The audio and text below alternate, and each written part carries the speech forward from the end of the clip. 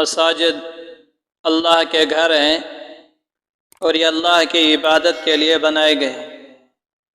اس video میں آپ دیکھیں کہ مسجد میں یہ کون سا عبادت کا طریقہ ہے اور انصاف کریں کہ یہ عبادت اللہ کی رضا کا سبب ہے یا اللہ کی ناراضگی کا سبب ہے۔ سجدہ صرف اللہ کی ذات کے لیے ہے، اللہ کے علاوہ کسی کو سجدہ کرنا حرام ہے۔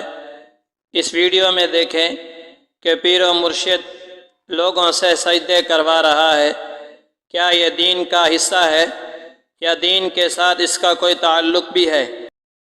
اسی طرح بعض اہل بدعت جنہوں نے اپنی خواہشات نفس کو اپنا دین بنائے رکھا ہے اور اس کام میں انہوں نے اللہ کے ذکر اور مسجد کے احترام کو بھی پس پشت ڈال دیا، یہ سارے کام اللہ کی ناراضگی کو کھینچنے والے، اللہ کے عذاب کو کھینچنے والے ہیں۔